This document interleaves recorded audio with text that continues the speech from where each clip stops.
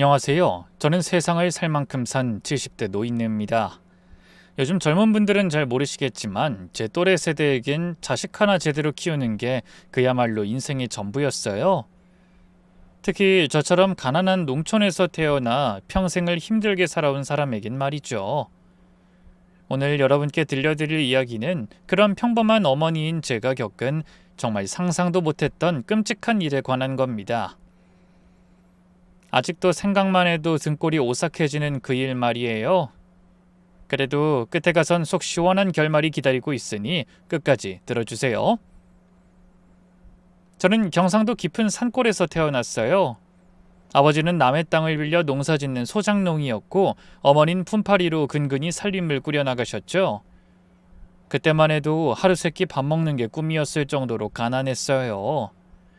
겨울이면 구들장 밑에서 나는 연기 때문에 온 가족이 기침을 해대면서도 한 방에 따닥따닥 붙어 자야 했고, 여름에는 비가 새는 초가지붕 아래서 양철 대야를 받쳐놓고 밤을 새우기 일쑤였죠. 학교는 어릴 때만 잠깐 다니고 말았고요. 12살 때부터 아버지 농산일을 돕고 집안 살림을 도맡아 했죠. 집이 워낙 찢어지게 가난해 결혼도 못할 줄 알았는데요. 집신도 제 짝이 있다고 18 무렵 한 남자와 사랑에 빠지게 됐어요. 같은 동네에서 나고 자란 소꿉친구였는데 그이도 형편이 빤해 중학교만 겨우 졸업하고는 서울로 올라가 공장에서 일하고 있었죠. 한 달에 한 번씩 고향에 내려올 때마다 저를 만나러 왔는데요. 그때마다 순덕아, 나랑 서울 가서 살자. 여기선 평생 이렇게 가난하게 살아야 해. 라고 했어요. 20살이 되던 해봄 그 사람과 결혼을 했어요. 혼수라고는 어머니가 밤새 깊고 기워서 만든 이불 한 채가 전부였죠. 신혼집이라고 해봐야 서울 변두리 판잣집 한 칸이었는데 방 하나에 부엌과 화장실을 공동으로 쓰는 그런 곳이었어요. 그래도 우리만의 공간이 생겼다는 게 그렇게 기쁠 수가 없더라고요.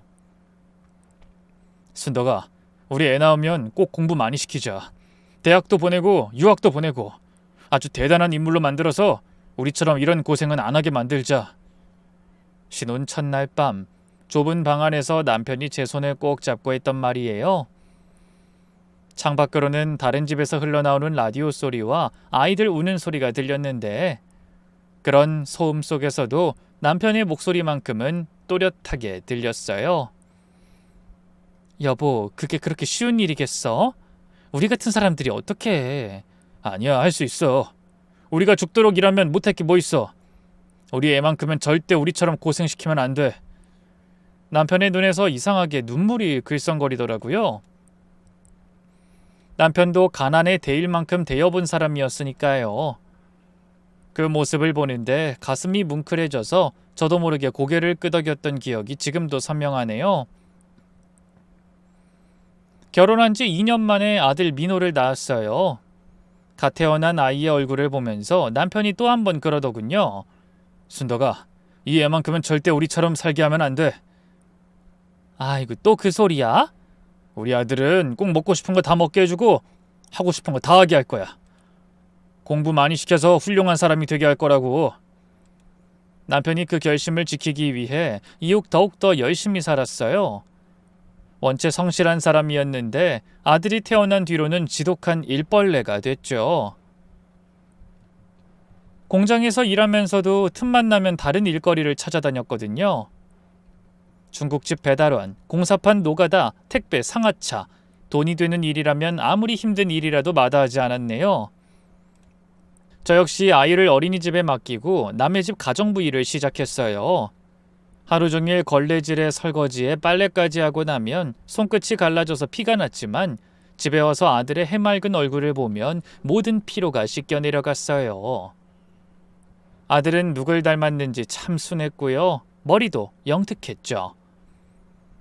아들이 초등학교에 들어갔을 때 담임 선생님이 학부모 상담에서 그러더군요. 민호가 참 똑똑한 것 같아요. 잘 키우시면 좋은 대학도 갈 수 있을 것 같은데요. 그게 정말인가요, 선생님? 네, 벌써 구구단도 다 외우고요. 어려운 계산식도 척척 풀어요.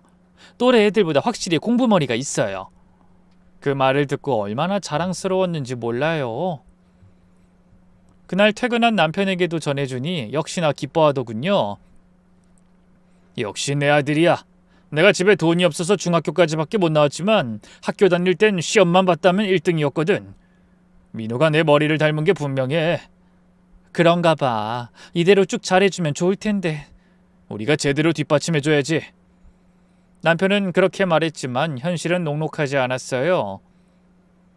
변변한 집 하나 없던 저희 부부는 매년 오르는 월세와 물가에 허덕였고 고향에 계신 부모님들도 나이가 들면서 저희가 경제적으로 이것저것 부양해야 했거든요.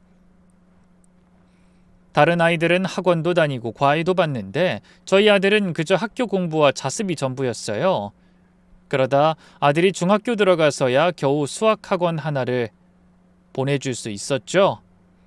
그것도 큰맘 먹고 보내준 거였는데요. 바로 성과가 나오더군요. 학년이 올라갈수록 유독 수학 성적이 떨어졌는데 바로 100점을 받아온 거예요. 엄마, 나 이번에 수학 시험 다 맞았어. 반에서 1등이야. 중학교 2학년 때 민호가 시험지를 들고 뛰어오며 한 말이에요. 그게 얼마나 기쁘던지. 정말? 수학 이번에 안 어려웠어? 응. 학원에서 미리 배우니까 하나도 안 어려웠어. 그때 정말 교육에 투자하는 게 얼마나 중요한지 실감했어요. 어릴 때 학원 하나를 더 보내냐 덜 보내냐에 따라 아이의 미래가 결정될 수도 있다는 걸 깨달았죠. 그래서 고등학교는 일부러 공부 잘하는 아이들이 많은 곳으로 보냈어요. 사립학교라 등록금이 좀 비싸긴 했지만 아들 미래를 위한 투자라고 생각했죠. 그때부터 남편은 본업 외에 야간 경비까지 서기 시작했어요. 하루에 서너 시간밖에 못 자면서도 우리 민호 공부시킬 돈 벌어야지 라고 하면서 절대 힘든 내색을 안 했죠. 저도 가정부 일 외에 새벽 시장에서 야채 다듬는 일 같은 여러 부업을 하며 돈을 보탰어요. 새벽 4시에 일어나서 밤 10시에 집에 들어오는 생활을 2년 넘게 했죠. 그런 저희 부부를 보고 자란 아들은 일찍 철이 들었어요. 한 번은 밤 늦게까지 공부하는 아들이 안쓰러워 말했죠. 민호야, 많이 힘들지? 너무 힘들면 책 그만 보고 좀 놀아도 돼. 하지만 잠시 갈등하던 아들은 이내 고개를 가로젓더군요. 괜찮아요, 엄마. 엄마랑 아빠는 매일 서너 시간도 채 못 자고 일하는데 제가 꼭 성공해서 엄마 아빠 편하게 해드릴게요. 그 말을 듣는데 눈물이 났어요. 마냥 어리다고만 생각했는데 어느새 아들은 저희 마음을 다 알고 있었던 거예요. 그렇게 3년 내내 열심히 공부한 아들은 들어가기 어렵다는 의대에 당당히 합격했어요. 처음 그 소식을 듣고 저희 부부는 그 자리에서 엉엉 울었죠. 해냈다. 우리 민호가 해냈다고 여보. 남편이 절 끌어안으며 울던 그 순간을 평생 잊을 수가 없어요. 동네 사람들도 순덕이네 아들이 의대 갔다더라 라면서 신기해했죠. 하지만 진짜 고생은 그때부터 시작이었어요. 의대 학비가 어마어마했거든요. 등록금에 아들 자취 생활비까지 합치면 한 달에 들어가는 돈이 남편 월급보다 많을 지경이었어요. 결국 저희는 살던 집까지 담보로 잡고 대출을 받아야 했죠. 괜찮아. 민호가 의사 되면 다 갚을 수 있어. 남편은 그렇게 말했지만 솔직히 저는 밤마다 돈 걱정에 잠을 못 이뤘네요. 다행히 아들은 저희 부부의 기대에 부응하듯 정말 열심히 공부했어요. 의대 다니는 내내 장학금을 받았고 성적도 늘 상위권을 유지했죠. 아들이 레지던트 과정까지 마치고 드디어 정식 의사가 됐을 때는 정말 꿈만 같았어요. 엄마, 아버지, 그동안 고생 많이 하셨어요. 이제 제가 효도할게요. 하얀 가운을 입은 아들이 저희에게 인사하던 그 순간 지난 수십 년간의 고생이 모두 보상받는 기분이었어요. 아들이 의사가 된 뒤로는 정말 행복만 가득했어요. 아들은 병원에서 받은 월급으로 집안 빚부터 다 갚아줬고요. 그동안 고생만 시켰다면서 저희 부부를 위해 멋들어진 단독주택도 사줬어요. 이제 좋은 집에서 편히 사세요 라고 하면서 말이죠. 그런 아들이 갑자기 결혼 얘기를 꺼냈을 땐 얼마나 놀랐는지 몰라요. 엄마, 아버지, 제가 실은 요즘 만나는 사람이 있는데요. 두 분한테도 한번 인사시켜드리고 싶어요. 그렇게 말하는 아들의 얼굴이 어찌나 밝아 보이던지요. 예상 못했던 일이라 솔직히 좀 당황스럽기도 했지만 아들의 나이를 생각하면 슬슬 결혼을 생각할 때였던지라 기껍기도 했어요. 그래? 뭐 하는 아가씨인데? 약사예요. 저희 병원 바로 앞 약국에서 근무하는데요.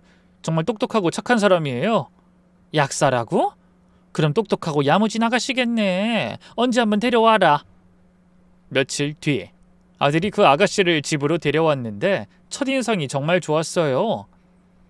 키가 크고 단정한 외모에 말투도 차분하고 예의 바른 게 한눈에 봐도 좋은 집안에서 자란 티가 났거든요. 게다가 약사라니 저희 같은 평범한 집안에는 과분한 며느리감이었죠. 안녕하세요, 어머님, 아버님. 민호 오빠한테 두 분 얘기 정말 많이 들었어요. 두 분이 얼마나 고생하시면서 오빠를 키우셨는지. 아유, 고생은 무슨. 우리 민호가 워낙 착하고 똑똑해서 알아서 잘 컸지. 아니에요. 윗물이 맑아야 아랫물이 맑다고. 어머님, 아버님이 잘 키워주신 게 크죠. 부모님이 뒷받침해주지 않으면 아무리 자식이 잘나도 소용없잖아요. 정말 존경스러워요. 이빨린 말이라도 아들의 여자친구가 저희 부부의 노고를 지켜 세워주는 게 싫지 않았어요.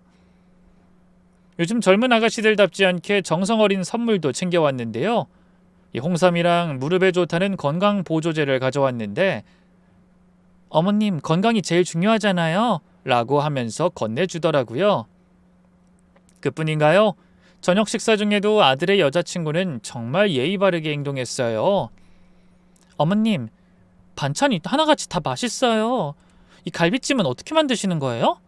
별거 아니야. 그냥 늘 먹던 대로 대충 만든 거지. 아니에요. 이렇게 부드러운 갈비찜은 정말 처음 먹어봐요. 나중에 어떻게 만드는지 꼭 가르쳐 주세요. 제 음식 솜씨를 지켜 세워주면서 복스럽게 먹는 모습이 얼마나 예쁘던지요. 그날 저녁 아들의 여자친구가 돌아간 뒤 아들이 제게 물었어요. 엄마, 어떠세요? 소영이 마음에 드세요? 참 좋은 아가씨네. 예쁘기도 하고 예의도 바르고 집안도 좋은 것 같던데. 네, 그 아버님이 큰 회사 임원이시고 어머님이 고등학교 교장 선생님이세요. 그래? 아유, 생각보다 더 귀한 집안 아가씨였구나. 문득 걱정이 됐어요. 아들 여자친구의 잘난 부모에 비해 저와 남편은 너무 평범했으니까요. 아니, 평범보다도 못한 것 같았죠. 그런 제 걱정을 읽었는지 아들이 부드럽게 말했어요. 부모님들 직업이나 집안 같은 건 중요하지 않아요. 당사자들 마음이 맞는 게 제일 중요하죠. 그래, 그렇겠지? 그 집에서도 널 마음에 들어 해야 할 텐데. 걱정 마세요. 제가 누구예요? 엄마 하나뿐인 아들이잖아요. 아들의 장담대로 다행히 그 집안에서도 저희 아들을 마음에 들어 했어요. 몇 달 뒤 두 사람은 정식으로 약혼을 했고 그해 가을에 결혼식을 올렸죠. 결혼식 날 며느리가 웨딩드레스를 입고 절을 하는 모습을 보는데 가슴이 벅차올랐어요. 우리 민호가 정말 좋은 사람 만났구나 싶었거든요. 며느리는 시집 와서도 정말 완벽했어요. 저와 남편한테 항상 정중하게 대했고 따로 살면서도 자주 찾아와 살뜰하게 챙겼죠. 소영아, 이렇게 자주 안 와도 돼. 너도 일이 있는데 바쁘고 힘들지 않니? 아니에요, 어머님. 제가 오고 싶어서 오는 거예요. 어머님 얼굴도 보고 반찬도 얻어가려고요. 살갑게 구는 며느리가 어떻게 예쁘지 않을 수 있었겠어요? 그때만 해도 꿈에도 몰랐어요. 며느리와 제 관계에 엄청난 변화가 찾아올 줄은 말이죠. 아들이 결혼하고 1년 뒤 갑작스럽게 남편이 세상을 떠났어요. 평생 무리해서 일한 탓인지 심장에 무리가 와서 심근경색으로 쓰러진 거죠. 그날 저녁도 평상시와 다를 게 없었어요. 저녁 먹고 나서 오늘 좀 피곤하다 면서 일찍 방에 들어갔는데 새벽에 깨어보니 남편이 차갑게 식어 있더라고요. 여보! 아무리 흔들어도 깨어나지 않는 남편을 보면서 세상이 무너지는 기분이었어요. 급히 119에 신고해서 병원으로 갔지만 의사는 바로 사망 선고를 내리더군요. 안타깝지만 이미 돌아가신 지 몇 시간 된 것 같습니다. 라고 하면서요. 그 순간 다리에 힘이 풀려 그대로 병원 바닥에 주저앉았어요. 안 돼, 안 돼요. 이렇게 떠나보낼 순 없어요. 너무 갑작스럽잖아요. 아직 할 말이 많은데. 거짓말이죠, 선생님. 그렇죠? 죄송합니다. 뭐라고 드릴 말씀이. 평생을 함께한 동반자를 잃고 나니 세상이 끝난 것 같았어요. 아들을 훌륭한 사람으로 키우겠다는 꿈을 함께 이뤄낸 남편이 이제 막 편하게 살 수 있게 됐는데 그대로 떠나버린 거였죠. 장례식 내내 저는 넋이 나간 사람처럼 있었어요. 아들과 며느리가 모든 걸 처리해줬는데 사실 아들도 갑작스럽게 자기 아버지를 잃었으니 제정신이 아니었고요. 그나마 며느리가 저를 세심하게 챙겨줬어요. 일부러 제가 좋아하는 식당에 가서 음식까지 포장해왔죠. 어머님 좋아하시는 아구찜 사왔어요. 이거라도 좀 드세요. 어제부터 아무것도 안 드셨잖아요. 난 괜찮으니까 소영이 너 많이 먹어라. 이렇게 안 드시면 몸 상하셔요. 사온 제 정성을 봐서라도 한 입만 드세요. 이러다 어머님까지 잘못 드시면 저랑 그인 어떡해요. 아버님도 어머님이 건강하시길 바라실 거예요. 네? 남편을 잃고 너무 힘든 시간을 보냈지만 며느리의 그 갸륵한 효심 덕분에 간신히 이겨낼 수 있었네요. 그렇게 남편을 떠나보내고 얼마나 지났을까요? 어느 날 아들이 제게 말했어요. 엄마, 혼자 사시지 마시고 저희와 함께 사세요. 아버지도 그걸 원하실 거예요. 처음엔 거절했어요. 젊은 부부가 시어머니랑 같이 살면 불편하지 않겠냐 라고 하면서요.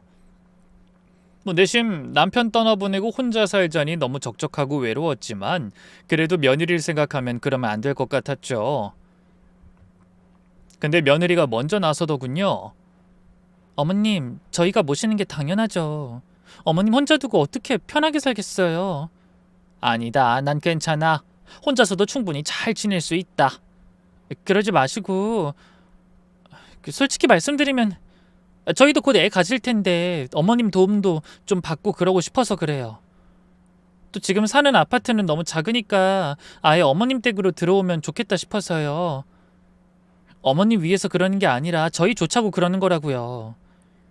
며느리가 그렇게 말하는데 눈물이 글썽거리더라고요.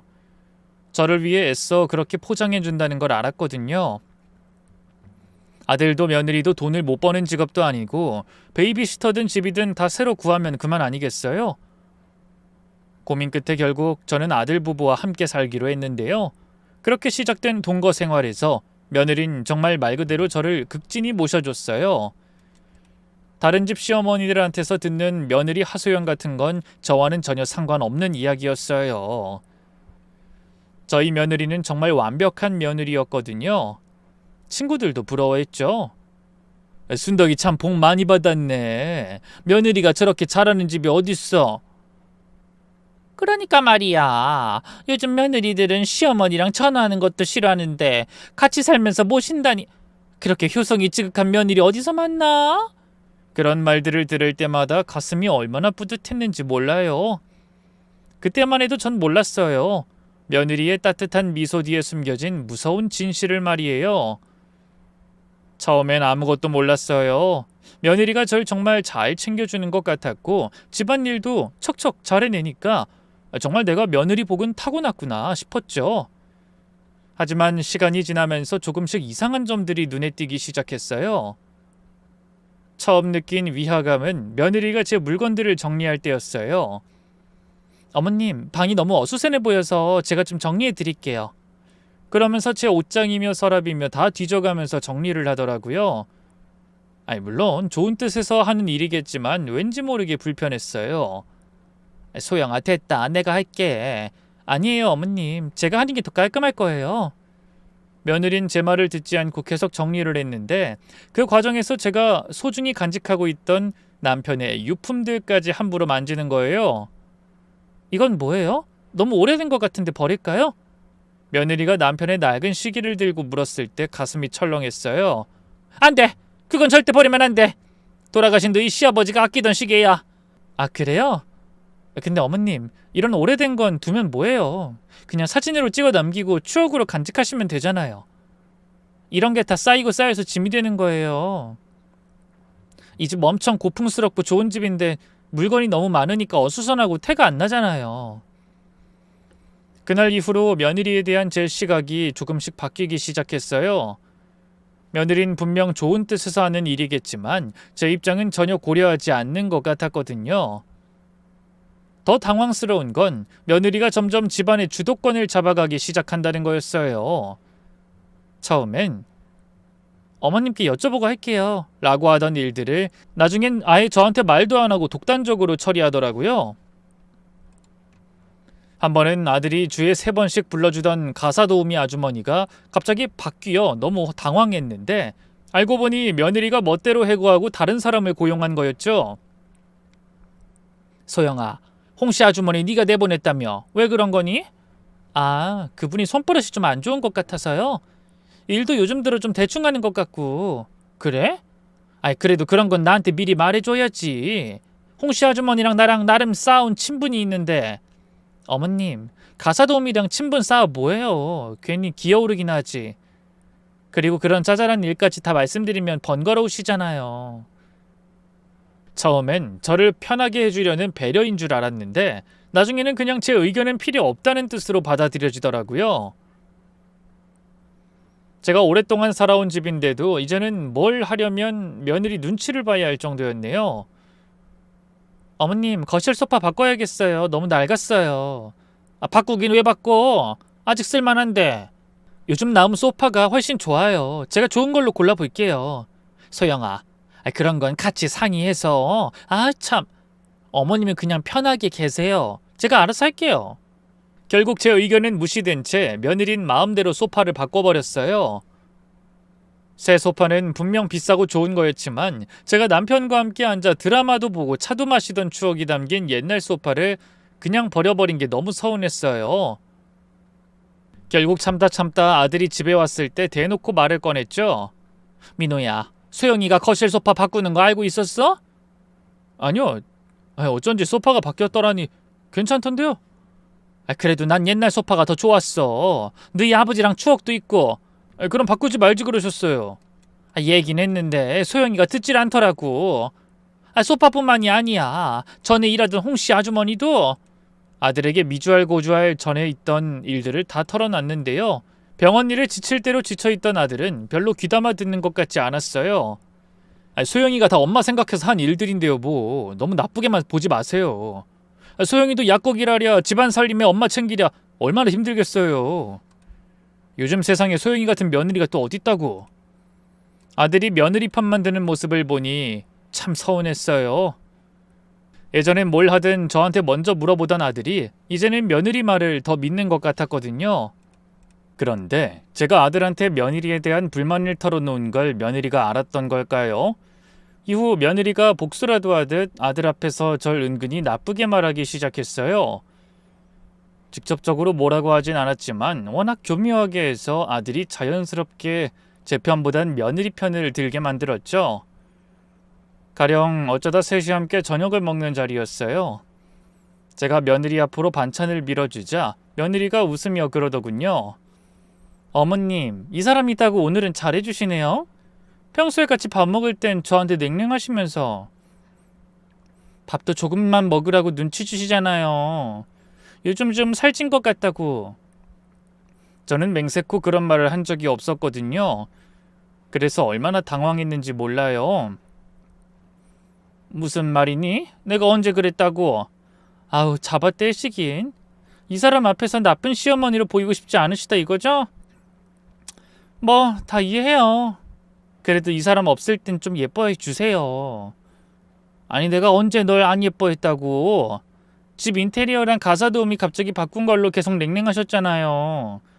그것도 사실 충분히 설명드리고 양해 구했었는데.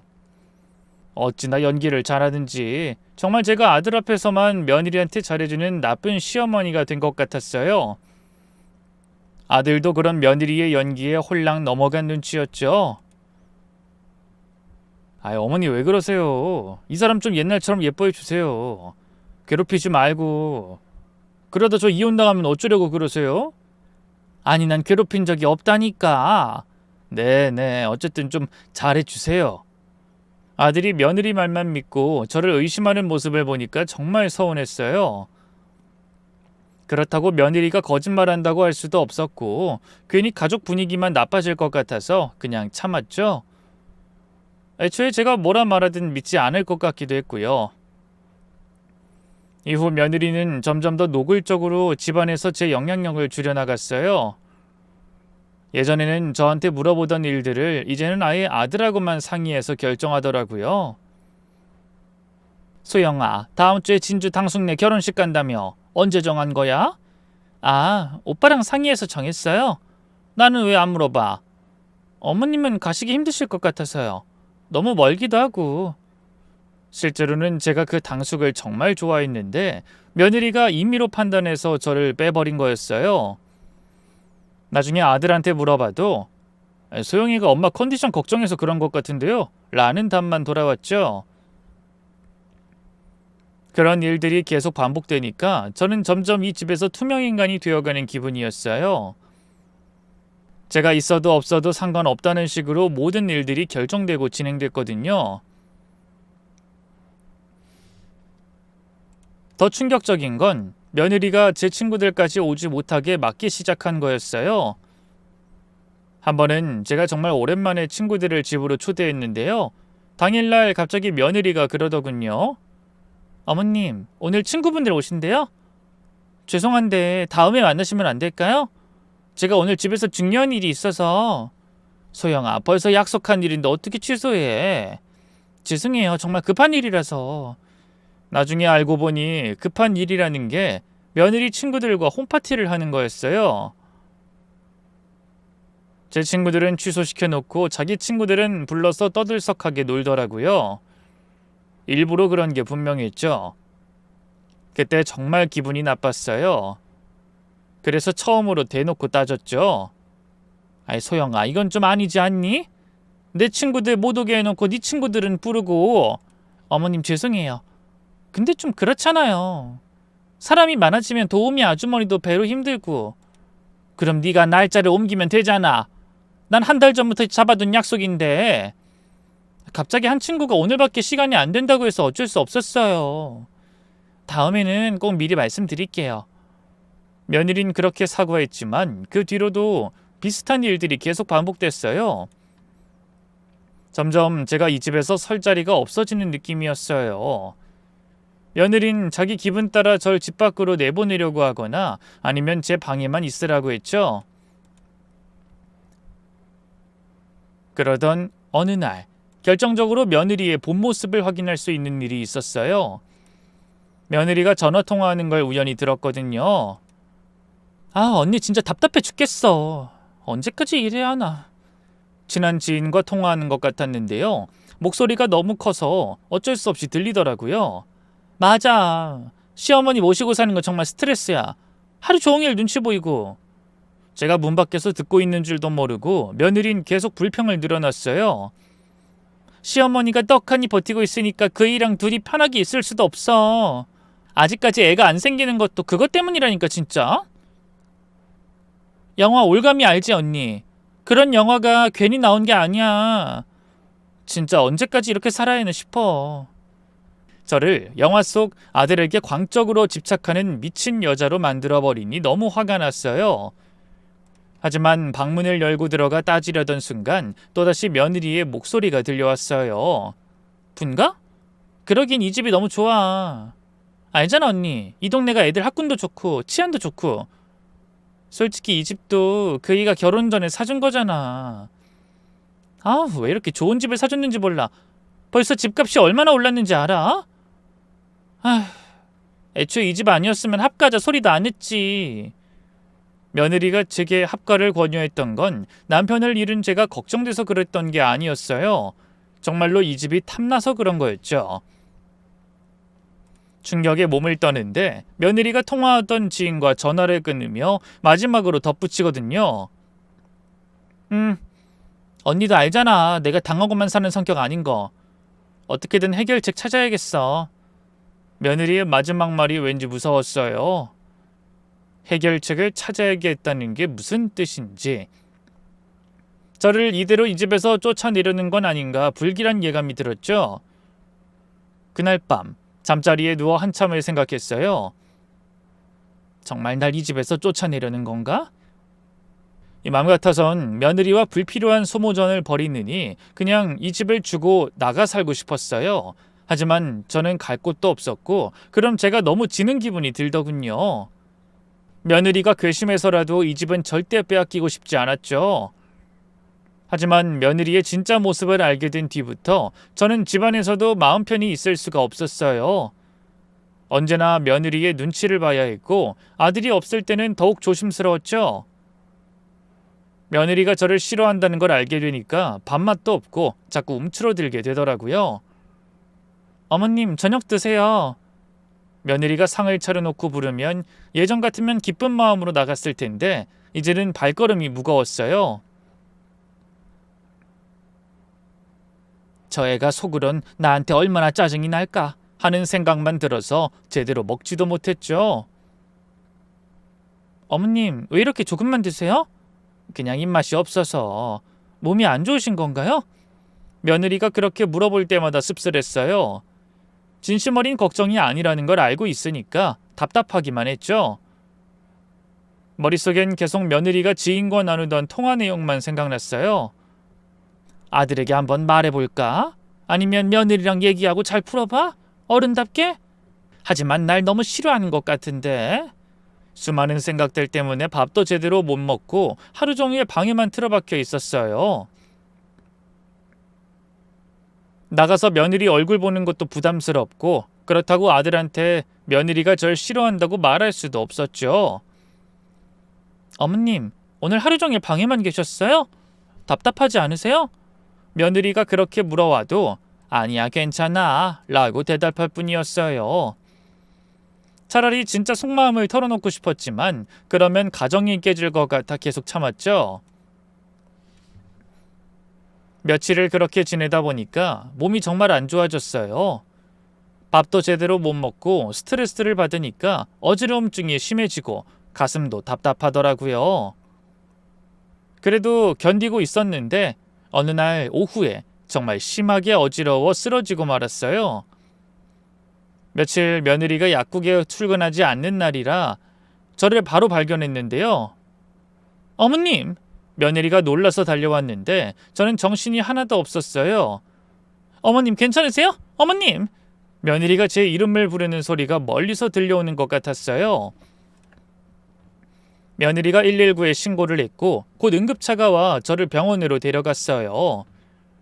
의식을 잃었다 깨어났다 하면서 병원에 도착했는데 정신을 차려보니까 병원 침대에 누워있더라고요. 어머님 정신 차리셨어요? 며느리가 제 옆에서 울먹거리고 있었어요. 눈이 빨갛게 부어있는 걸 보니 정말 많이 울었나 봐요. 여기가 어디지? 병원이에요. 어머님이 집에서 쓰러지셔서. 아, 그랬구나. 그제야 기억이 났어요. 어지러워서 쓰러진 거 말이에요. 어머님 정말 죄송해요. 제가 잘못했어요. 며느리가 갑자기 그런 말을 하면서 더 심하게 울기 시작했어요. 소영아 왜 울어? 네가 뭘 잘못했다고 그래? 어머님, 제가 정말 못된 며느리였어요. 어머님이 요즘 많이 힘드셨죠? 저 때문에 계속 식사도 거르신 거잖아요. 제가 다 알아요. 뭘 안다는 거야? 제가 어머님한테 너무 못했어요. 처음엔 정말 잘해드리고 싶었는데 시간이 지나면서 제가 이기적이게 되었나 봐요. 어머님이 저 때문에 스트레스 받으신 거 맞죠? 며느리가 그렇게 솔직하게 말하니까 저도 마음이 복잡해졌어요. 그런 제 마음을 읽은 것처럼 며느리가 다시 싹싹 빌기 시작했죠. 어머님 정말 죄송해요. 제가 너무 어려서 그랬나 봐요. 시어머니를 모시는 게 어떤 건지 몰랐어요. 어머님 입장을 생각하지 못하고 제 편의만 생각했어요. 어머님이 이렇게 쓰러지고 나서야 정신이 번쩍 들었어요. 제가 정말 잘못했어요. 용서해 주세요. 소영아, 며느리가 그렇게 진심으로 사과하는 모습을 보니까 마음이 아팠어요. 사실 며느리도 어린 나이에 갑자기 시어머니를 모시게 된 거라 힘든 부분이 많았을 텐데 제가 너무 서운해했나 싶기도 하더군요. 괜찮아, 소영아. 너도 며느리가 처음이니까 그럴 수 있어. 아니에요, 어머님. 변명의 여지가 없어요. 어머님이 얼마나 외로우셨을까. 아버님도 돌아가시고 혼자 계신데 제가 의지가 되어드려야 했는데 오히려 스트레스만 드렸어요. 며느리가 그렇게 반성하는 모습을 보니까 저도 눈물이 났어요. 소영아, 아니야. 나야말로 네 입장을 좀 더 신경 썼어야 하는 건데 나도 미안하다. 어머님이 뭐가 미안해요. 다 제 잘못인데. 저 앞으로는 정말 달라질게요. 어머님을 진짜 친엄마처럼 모실게요. 며느리가 그렇게 말하면서 제 손을 꽉 잡더라고요. 그 손이 따뜻해서 마음이 뭉클했죠. 병원에는 이틀 정도 입원했는데요. 아들이 있는 병원으로 옮길까 고민도 했는데 입원 기간이 짧아 괜히 번거롭기만 할 것 같더라고요. 그래서 그냥 그 병원에 계속 있었는데요. 며느린 절 정말 극진히 돌봐줬어요. 밤에도 병원에서 지새우면서 제 간병을 해줬죠. 소영아, 집에 가서 쉬어. 난 괜찮아. 몸을 못 움직이는 것도 아닌데. 안 돼요, 어머님. 제가 여기 있어야죠. 퇴원하고 집에 돌아온 뒤부터 며느리가 완전히 달라졌어요. 예전보다 훨씬 더 진심으로 저를 챙겨주기 시작했거든요. 무엇보다 제 의견을 물어보고 존중해 주더라고요. 어머님, 앞으로 뭐든 어머님께 먼저 여쭤볼게요. 제가 독단적으로 결정해서 죄송했어요. 소영아, 괜찮아. 너도 이 집 안주인이니까 편하게 해도 돼. 아니에요. 어머님이 어른이시니까 먼저 의견 여쭤보는 게 맞아요. 며느린 그때부터 뭘 하든 저한테 먼저 물어봤어요. 그리고 제 친구들이 놀러 오는 것도 적극적으로 환영해줬죠. 어머님, 친구분들 언제 오세요? 제가 맛있는 거 준비해 드릴게요. 가장 놀라운 건 며느리가 제 건강을 진짜로 걱정해주기 시작한 거였어요. 어머님, 병원에서 영양 보충 잘하라고 했잖아요. 몸에 좋은 음식 만들어 드릴게요. 며느린 약사답게 영양학에 대해서도 잘 알고 있어서 제 건강 상태에 맞는 음식들을 찾아 만들어줬어요. 어머님 나이에는 항산화 성분이 정말 중요해요. 그리고 비타민도 충분히 섭취하셔야 하고요. 며느린 퇴원 일주일 뒤부터는 매일 아침마다 건강 주스를 만들어주기 시작했어요. 어머님 이거 드세요. 정말 몸에 좋은 재료들로만 만들었어요. 예쁜 요리컵에 담아 정성스럽게 가져다 주니 안 먹는다 소리도 못하겠더라고요. 이게 뭐로 만든 거야? 여러 가지요. 뭐 과일도 들어가고 야채도 들어가고 꿀도 들어가요. 몸에 좋은 거니까 그냥 쭉 들이키세요. 처음 마셔본 그 주스는 정말 맛있었어요. 달콤하면서도 상큼한 맛이 났거든요. 아우 소영아, 이거 정말 맛있다. 고마워. 어머님이 좋아하시니까 다행이에요. 앞으로 매일 만들어 드릴게요. 며느린 정말 약속대로 매일 아침마다 그 주스를 만들어줬어요. 그것도 항상 웃는 얼굴로 어머님 건강 주스 드세요 라고 하면서 가져다 줬죠. 소영아, 매일 이렇게 만들어주면 너만 힘들잖아. 아니에요 어머님. 어머님 건강이 제일 중요한걸요. 이 정도야 뭐 어렵지도 않아요. 그럼 내가 만들어 먹을게. 재료만 알려줘. 에이, 이것저것 들어가는 게 많아서 은근히 귀찮아요. 그냥 제가 해드릴게요. 그때만 해도 저는 몰랐어요. 그 건강 주스의 진짜 정체를 말이에요. 며느리가 매일 만들어주는 건강 주스를 마시기 시작한 지 2달 정도 지났을 무렵이었어요. 처음에는 정말 몸에 좋은 것 같았는데 시간이 지날수록 뭔가 이상한 증상들이 나타나기 시작했어요. 소영아, 내가 요즘 이 주스 먹고 나면 자꾸 어지러운데 괜찮을까?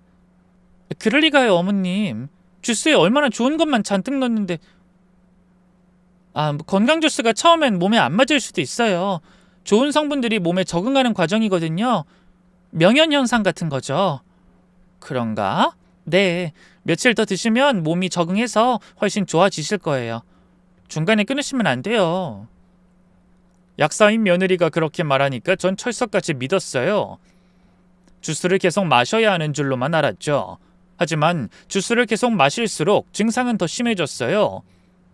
어지럼증뿐만 아니라 가끔 메스꺼움도 느껴졌고 밥맛도 떨어지고 자꾸 피곤했어요. 안 되겠다 싶어서 병원을 가보려고 했는데요. 웬걸 며느린 계속해서 병원에 가는 걸 만류했어요. 어머님, 나이가 나이시니까 그런 증상들이 자연스러운 거예요. 괜히 병원 가서 검사 받으면 더 걱정만 늘어날 수도 있고. 그래도 혹시 모르니까 검사를 받아보는 게. 제가 약사니까 잘 아는데 어머님 연세인 그 정도 증상은 정상이에요. 제가 어머님을 위해서 건강 주스 매일 만들어드리고 있으니까 조금 더 지켜보는 게 어떨까요? 병원 입원했다 퇴원한 지도 얼마 안 됐잖아요. 솔직히 어머님이 의사만 믿고 약사인 저는 못 믿겠다고 하시는 것 같아서 좀 서운해요. 생각지도 못한 며느리의 말에 저는 당황했어요. 뭐? 얘는 그게 무슨... 그런 거 아니야. 널 못 믿었으면 주스를 먹지도 않았겠지. 그럼 조금만 더 기다려주세요. 네?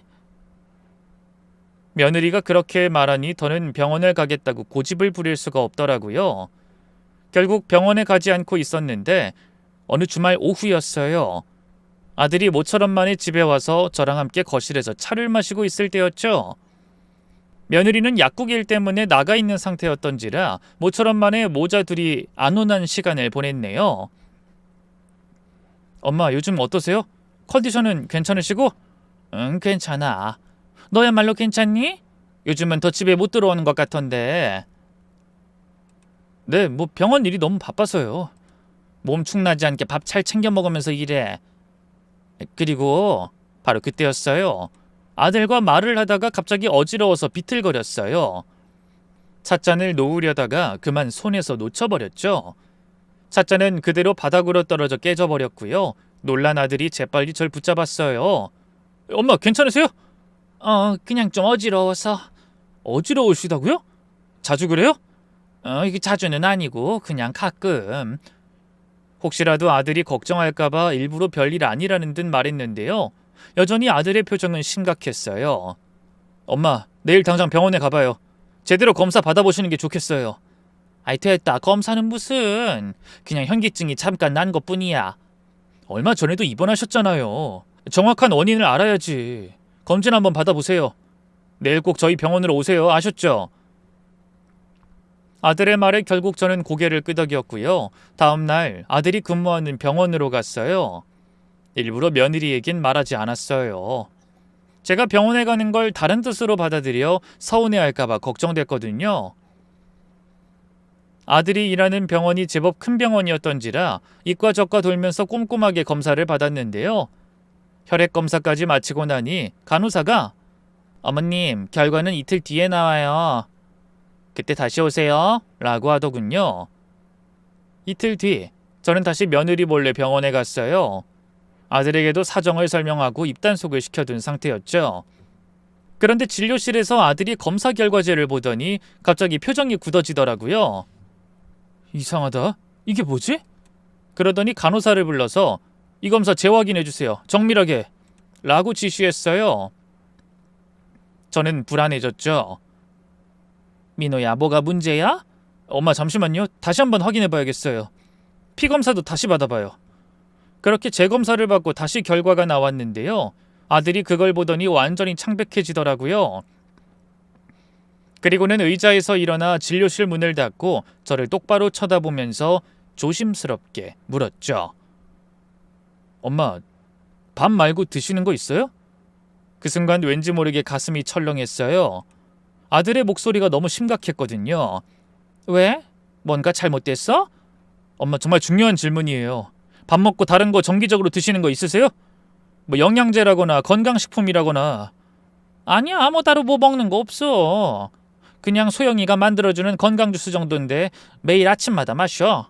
그러자 아들의 얼굴이 더욱 심각해지더라고요. 엄마, 혹시 집에 그 주스가 남아있어요? 응, 냉장고에 있을 거야. 왜? 엄마, 지금 집에 가서 그 주스 가져올 수 있어요? 소영이한테는 절대 말하지 마세요. 아들의 말투가 너무나 진지해서 뭔가 심상치 않다는 걸 느꼈어요. 알겠어. 근데 왜 소영이한테 말하면 안 돼? 엄마, 일단 주스부터 가져와 주세요. 설명은 나중에 드릴게요.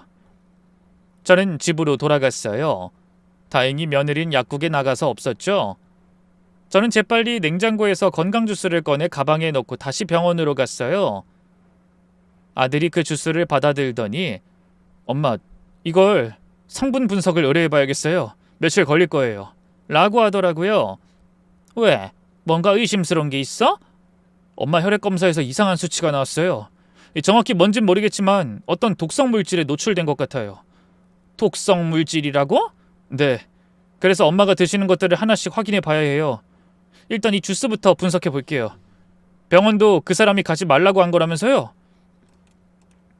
아들의 말에 급격히 심장이 뛰기 시작했어요. 문득 옛날에 며느리가 지인과 통화하면서 뭔가 방법을 찾아야겠다고 말했던 게 생각나더군요. 설마 아닐 거야. 그 뒤로 잘못했다고 울면서 사과도 했는걸. 소영이가 아무렴 그렇게 악독할 리가. 그렇게 스스로를 진정시키려고 해봐도 여전히 가슴 한구석이 찜찜하고 불안한 건 어쩔 수가 없었어요. 검사 결과가 나오기까지 며느리 얼굴을 똑바로 쳐다볼 수가 없을 정도였죠. 그래도 어찌저찌 태어난 척 며칠 동안 시간을 보냈고요. 정확히 일주일 뒤 아들이 급하게 저를 병원으로 부르더라고요.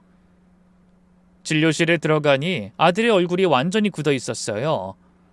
엄마, 분석 결과 나왔어요. 아들이 떨리는 목소리로 말했어요.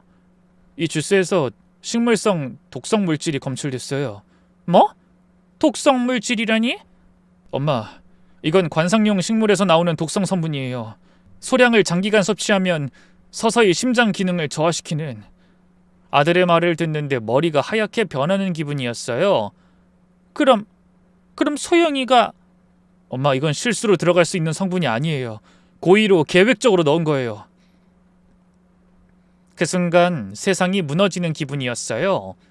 제가 그렇게 믿고 고마워했던 며느리가, 과거의 잘못을 진심으로 반성한다고 생각했던 며느리가 실제로는 저를 죽이려고 했다는 사실이 믿어지지 않았거든요. 민호야, 그럼 소영이가 정말... 네, 엄마. 소영이가 엄마를 독살하려고 했어요.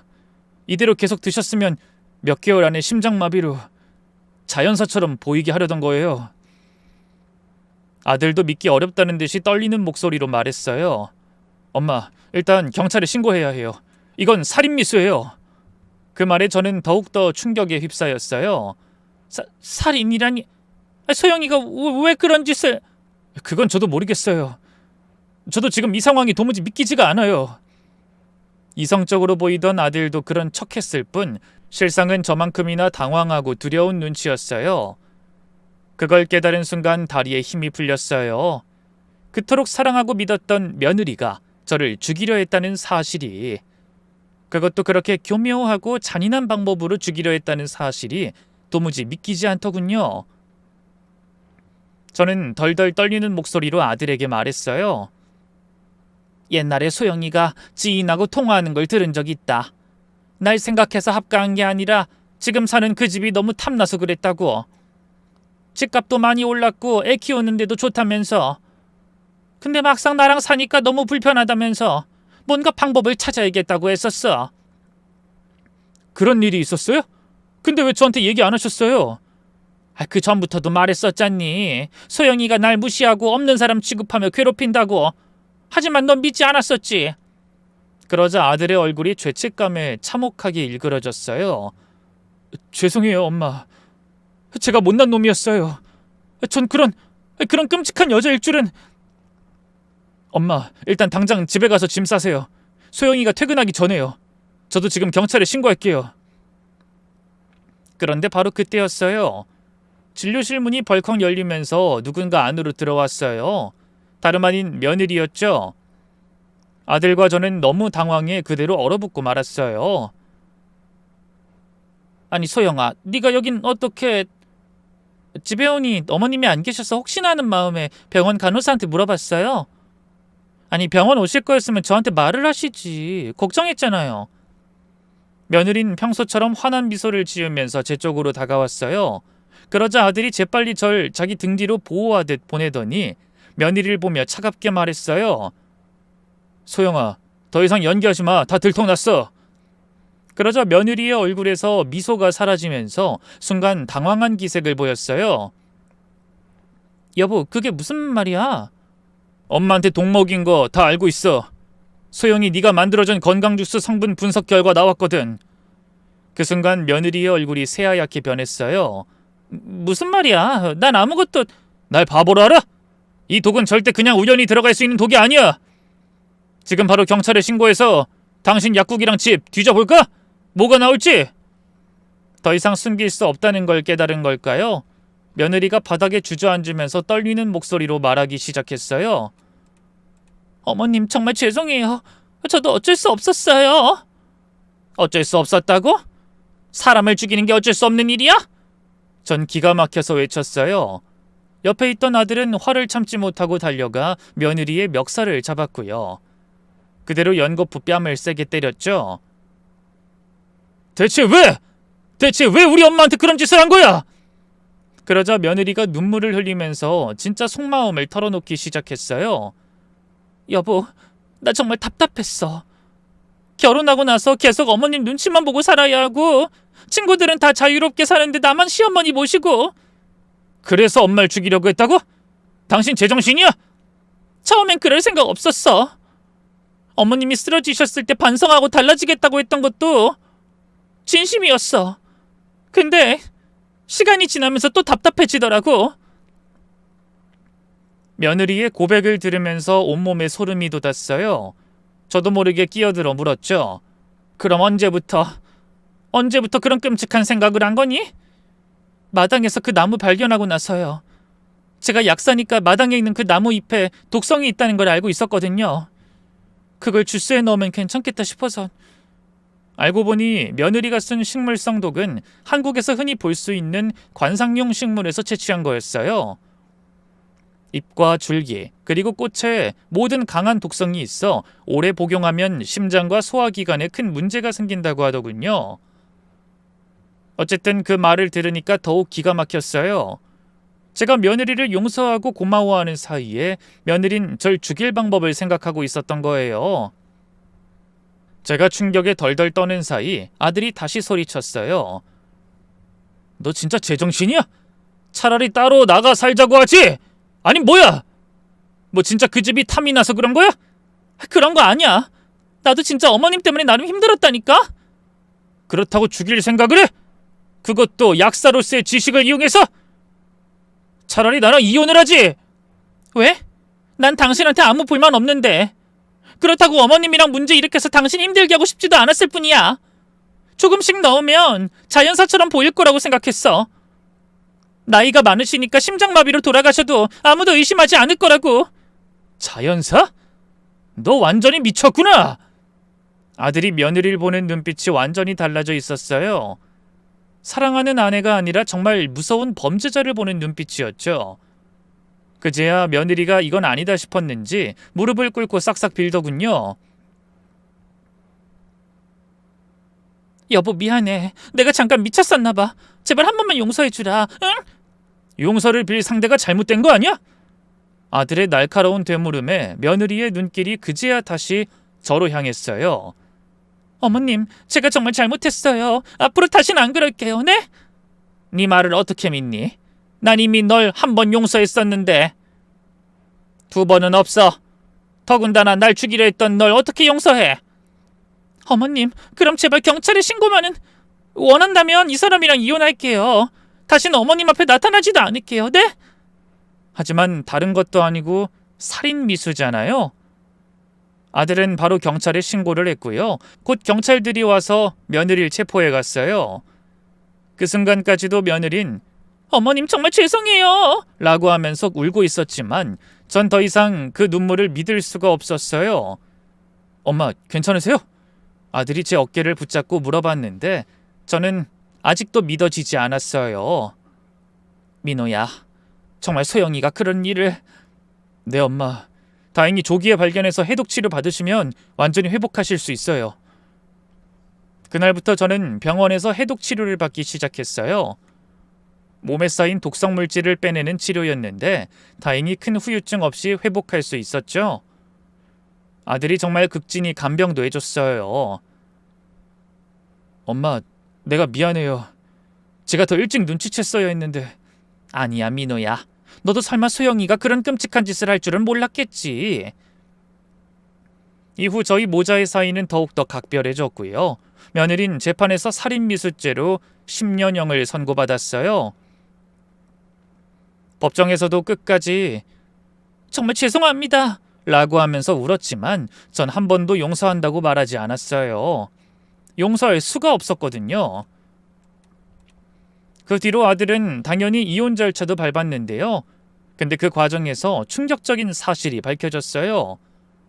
알고 보니 며느리네 집안이 완전히 망하기 직전이었던 거예요. 바카사도는 회사 임원이라고 했는데 실제로는 몇 년 전에 투자 사기에 걸려 회사도 그만두고 엄청난 빚을 지고 있었어요. 그 어머니도 교장 선생님이 아니라 그냥 주부더군요. 그동안 저희한테 완전히 거짓말을 하고 있었던 거죠. 엄마, 장인어른이, 아니 그 여자 아버지가 고리 대금업자들한테 빚을 져서 거의 야반도주 직전이었대요. 그래서 어머니 유산을 노리고 그런 것도 있었던 것 같아요. 아들이 그렇게 말하는데 정말 기가 막혔는데요. 충격적인 사실은 그뿐만이 아니었어요. 알고 보니 며느린 약사가 아니라 약사를 보조하는 일개 알바생일 뿐이었어요. 실제로는 약사 면허조차 없었죠. 그야말로 모든 게 거짓이었던 거예요. 며느리의 학력도, 집안 배경도, 심지어 저를 향한 사랑과 효심도 전부 다 가짜였던 거죠. 얼마나 치밀하게 계획을 세웠는지 저와 아들을 완전히 속여 넘겼더라고요. 뒤늦게 이 사실이 밝혀지면서 바카사돈도 체포됐어요. 딸의 범행을 교사한 혐의였죠. 그렇게 그 사기꾼 집안은 부녀가 나란히 감옥에 감으로써 완전히 몰락해버렸고요. 저는 아들과 단둘이 평화롭게 살고 있어요. 며느리 때문에 힘든 시간을 보냈지만 결국엔 진짜 가족의 소중함을 더욱 깨닫게 됐어요. 이제야 정말 마음 편히 살 수 있을 것 같습니다. 긴 얘기 들어주셔서 감사합니다. 여러분도 아무리 가까운 사람이라도 너무 맹목적으로 믿지 마세요. 그리고 몸에 이상이 있으면 꼭 병원에 가서 검사 받으시길 바랍니다. 모두 건강하세요.